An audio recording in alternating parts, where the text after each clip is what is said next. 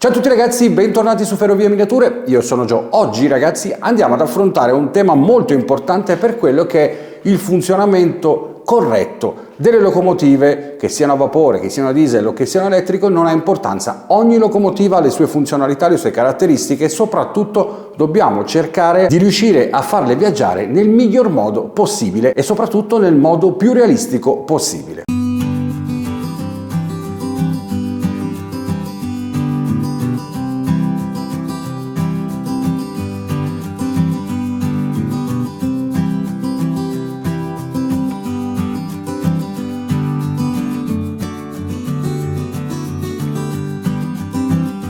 Bene, cominciamo subito. Allora, facciamo un po' di chiarezza veloce. Sapete benissimo, nel mondo del digitale abbiamo praticamente dei decoder che sono all'interno delle nostre locomotive. Questi decoder si praticamente interfacciano con una centrale, può essere, in questo caso oggi la vedremo con una centrale Ecoslink della ESU, ma quello che vi sto per far vedere in questo video funziona per tutti i tipi di gestori di digitale, quindi Multimouse, Z21 e bla bla bla. Quello che andremo a vedere appunto è come configurare bene i CV. I CV non sono altro che una variante delle configurazioni, cioè ogni CV ha una possibilità di, in base alla tipologia di CV, da 0 a tot, quindi da 0 a 128, da 0 a 154, da 0 a 256, eccetera, eccetera, di possibilità di variabili all'interno di ogni CV. In realtà oggi io vado ad elencarvi quelli più importanti per rendere fluido il movimento della nostra locomotiva, ma soprattutto per riuscire a gestirci al meglio e a renderla più realistica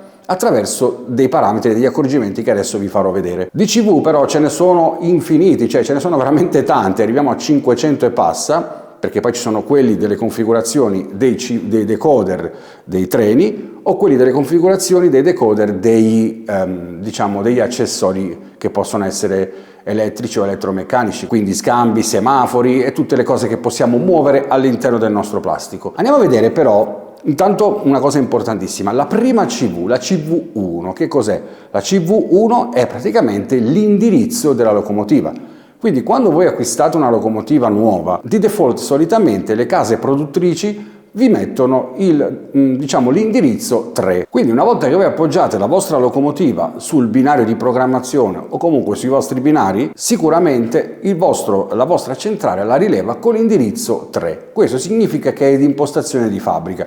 Ovviamente voi potete andare nel parametro di CV1 e praticamente decidere quale deve essere l'indirizzo della vostra locomotiva e personalizzarla anche col nome ed eventualmente anche con l'immagine. Tra poco vedremo il tutto, ma prima di cominciare a parlarvi dei CV voglio farvi capire una cosa importantissima, cioè nel mondo del modellismo ferroviario il tutto, come ho già spiegato in vari video, è pensato attraverso delle normative tipo NMRA, che praticamente in collaborazione con le case produttrici creano delle normative di base, ovvero quelle che ci consentono, una volta acquistato il nostro modellino, di poterci giocare liberamente, tranquillamente, senza avere alcun tipo di problema, perché questo ovviamente nasce per un discorso di vendita diretta e il consumatore deve semplicemente comprarsi la locomotiva, metterla sul binario e farla girare. E fin qui è tutto chiaro, è tutto semplice, però ovviamente sapete, questo è modellismo ferroviario e abbiamo delle esigenze un po' particolari noi modellisti, che sono quelli di cercare poi, ma non è obbligatorio, lo dico sempre, di trovare sempre quel compromesso per permetterci di far viaggiare i nostri treni nel modo più realistico possibile. Quindi la nostra locomotiva vi arriva, per esempio questa è una locomotiva nuovissima, ok, bella, si vede che è di plastica. È ovvio che se noi volessimo già farla diventare una locomotiva realistica dovremmo già intanto creare una sporcatura e un'eventuale invecchiatura che permetta ovviamente di farla diventare realistica. Ma non basta. Non basta, perché quando noi poi finalmente appoggiamo la nostra locomotiva sul binario la prima volta e abbiamo accertato quale sarà il suo indirizzo, quindi se avete un parco macchine di locomotive di 100-200 locomotive, ne possedete tantissime, ovviamente saprete sicuramente che dovrete poi dare a ogni locomotiva l'indirizzo per andarla a cercare quando vi servirà. Quindi il concetto è: come posso far girare però realisticamente la mia locomotiva? Ecco, una delle prime cose è la partenza della stessa.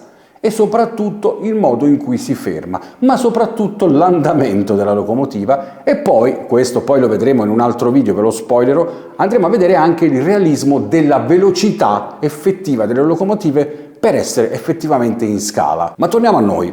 Il concetto di oggi è quello di cercare di farla muovere nel modo più realistico possibile. Ecco, io davanti a me vedete un piccolo spezzone di binari, stiamo sistemando il laboratorio, quindi sono un po' in confusione e non ho grandi spazi per potermi muovere in questo momento, però cercherò di dimostrarvelo anche in un piccolo tronco come questi. Vedete, una cosa che a me fa impazzire tantissimo è il modo in cui una locomotiva interagisce attraverso il comando che noi andiamo a dare sulla centrale o comunque con un multimouse o comunque in qualunque modo, e l'impatto della risposta che lei ci dà. Quindi se io faccio partire la locomotiva, desidero tantissimo vederla partire nel modo più giusto possibile.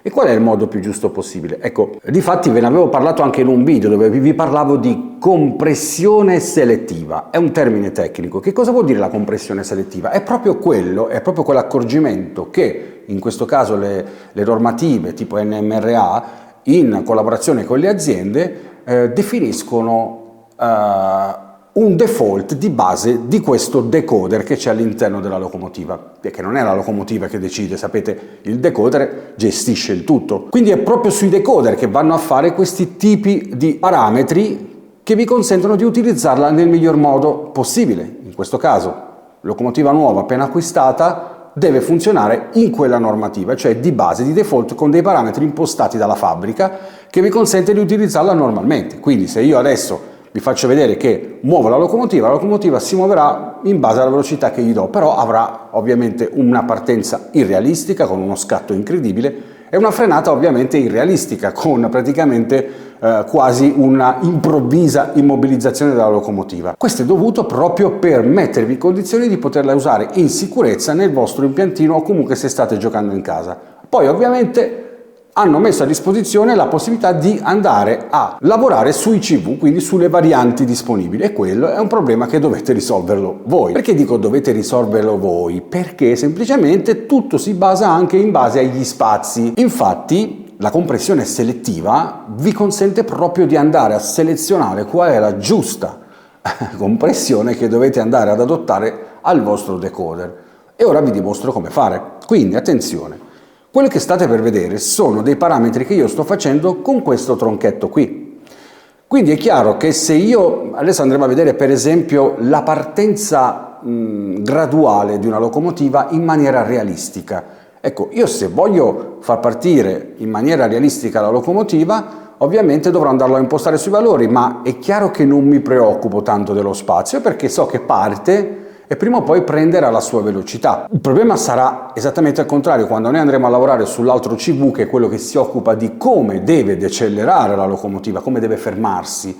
E questo è un problema, perché se io, dopo lo vedrete tra poco, andrò a dare un valore molto alto, quindi più alto è il valore, più è realistica la frenata, questo capite che quando arriverà il momento in cui il decoder riceve da parte vostra l'impulso di dire fermati, ecco, quell'impulso non sarà più immediato. Cioè se io dico stop è stop e quindi lei si ferma, ma se io l'avrò impostato nella maniera più realistica possibile, ecco, quella fermata avviene in maniera veramente graduale, cioè il CV va a lavorare su parametri molto larghi e quindi il depotenziamento del motore avviene in una maniera molto lenta, quindi realistica. Ma il problema sarà: quanto spazio ho io per fare una fermata del genere? Quindi una frenata, chiamiamola così, non è una vera frenata, è diciamo il fermo del motore, ok? Perché la frenata è un'altra cosa, si fa con dei moduli e lo vedremo in un altro video, ma il fermo del motore lo facciamo attraverso questo impulso che noi andiamo a dare, che è il semplice impulso di dire alla locomotiva fermati. Ma vi accorgerete che quando io dirò fermati, il tasto dell'impulso è già sul fermati, quindi è già 0. Ma la locomotiva vedrete che starà ancora viaggiando. Ci metterà un po' a fermarsi, quindi dovete valutare che se quella fermata deve avvenire in un determinato punto, dovete calibrare e quindi andare a compensare quali sono appunto gli spazi che avete a disposizione. Nelle locomotive, quando le acquistate, vi viene dato un certificato e all'interno di questo ci sono appunto le variabili e lì trovate tutte le variabili possibili.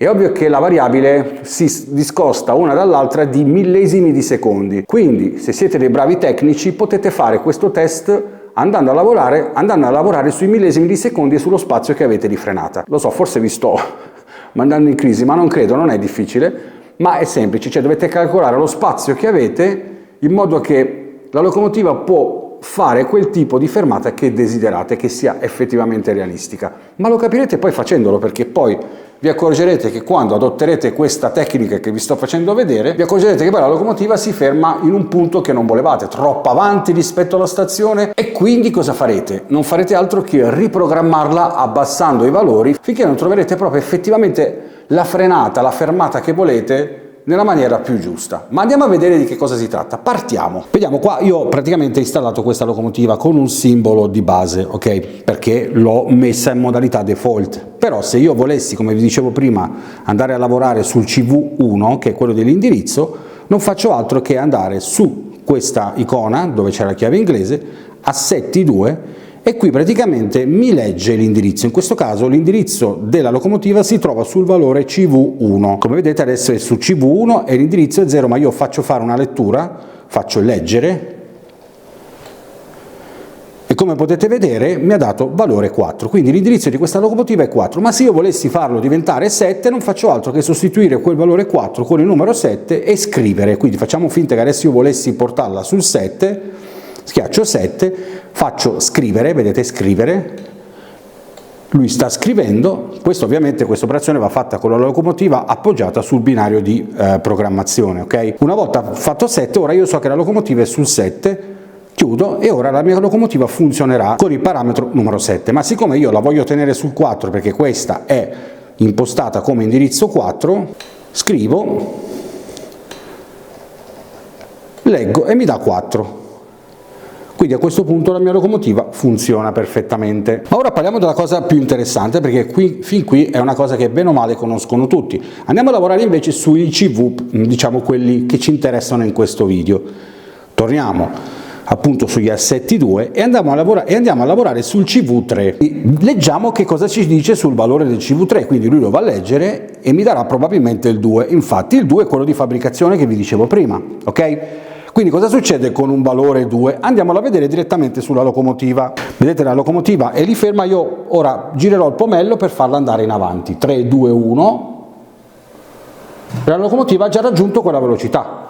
Ok? Questo cosa vuol dire? Vuol dire che praticamente è di default, è normale, sta funzionando normalmente. Ma ora vogliamo fargli fare praticamente un'accelerazione un po' più particolare. Quindi vi porto direttamente su un valore molto alto, tipo il 154, quindi scrivo e ora l'ho impostata su 154, ok?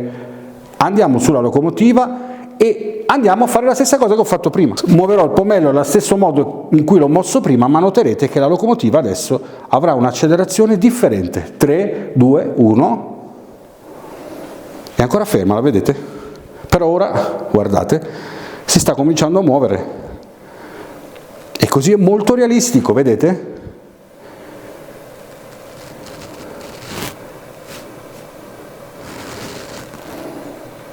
Facciamola tornare indietro, vediamo l'inversione di marcia alla stessa maniera.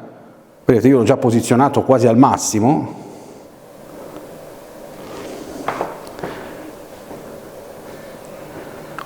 E lei parte sempre con quell'accelerazione. Anche se io aumento, lei è ancora lì, vedete, io ho aumentato, ma lei è ancora lì che sta prendendo la sua velocità, come state vedendo.